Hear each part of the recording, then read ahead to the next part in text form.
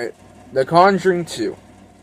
Now, a lot of people did not like this one because it was a little too long, and it's mostly about the Warrens, which I didn't mind at all. I really did not mind.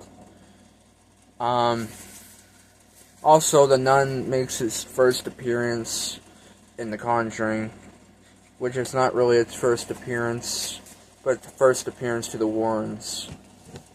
And, basically, the movie starts off of them at the Amityville Horror House, which I wish they made that into... If they made a Conjuring movie based on the Amityville Horror House, how they done the very beginning of it, I would have liked that, but no. They do the whole thing. Lorraine ends up, imagining it. She's the one that's shooting them, but really not her. It's literally the guy that ends up killing his family. Then she ends up going downstairs, and then she has a vision of Ed being killed. He ends up being impaled to death. Which, the nun is... I think the nun's there. Yeah, the nun's there. Then once she wakes up, she finds that Ed's painting the nun picture they said he had a dream of. Which is pretty, what the hell is the word? Pretty weird, I guess. Pretty weird. Because you had a dream about your husband dying, then, But, I like how the whole movie takes place in, like, another country, because this one takes place in England, which is pretty cool. I like that. Basically, the whole house is haunted by an old man, I believe so.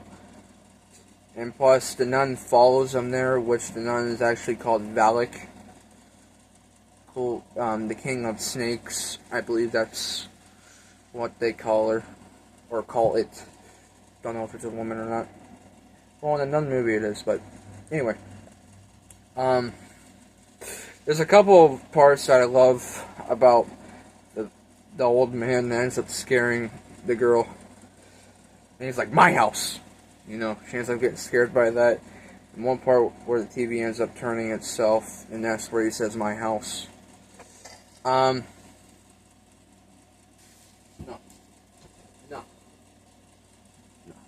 Alright. Anyways, like I was saying, there's another part where she has a dream where she's upside down on the fucking ceiling, and she sees the old man walking up the stairs. And then there's another part where she's in a room with crucifixes turning upside down, which is the house. And the old man appears from out of the fucking darkness, which is a good jump scare if you ask me, because that got me. And end up breaking into the room, and the man's not there. But it takes them like maybe an hour into the movie to get to the family about the little girl. And they think she's faking it, which is crazy. They think she's faking it because why would she end up throwing those things to make it seem real? But it was actually not her. Then there's another part where the Warrens end up coming. And, well, there's one part where Lorraine ends up seeing the nun in person at the very end of the hallway. Turns out she was having a dream. And then that's where, they get to the England home. I don't... Whenever I don't know the fucking case, alright? I don't know the case of the movie that's The Conjuring 2 is based off of. But the one thing I did not like about this movie was the fucking Crooked Man. Like, that was stupid. I now understand why people hate it, because of the bad CGI and shit. To me, that did not need to be in the movie. Where he's breaking through the walls and shit. No. But the one part is, in order to get to the girl, Ed has to go through the fucking sewer and shit. Oh, I also forgot to mention that. There's one part where the old man's in the water while they're in the basement cellar, and there's water and shit. The mother ends up getting her hand bit by the old man, which is creepy and cool at the same time. But I'm gonna fast forward to the very end. So the tree ends up breaking off, resembling a what the hell do you call this? A spike to kill her, basically, and ends up getting blinded by the I don't know how you call it, but then that's where he encounters a crooked man. But Lorraine ends up getting upstairs, same thing with Ed, and he goes to grab onto the girl, and then he's literally holding onto the fucking curtains. And then Lorraine ends up seeing Valak in the corner, and then she says, "You're the king of snakes, and I would condemn you back to hell." Which I don't think would happen in real life, but they didn't need to do all that, you know. They did not need to do all that CGI and bullshit. Not needed. If you remove that from the movie, it would be perfect. But they end up saving the little girl. But I forgot to mention another thing. Lorraine ends up having a dream while she's on the train station, because they think the little girl and the family's fucking crazy, and they think that it was all fake. So they're getting ready to leave, go back home, and then Lorraine ends up having a dream about the old man saying, I do not belong here.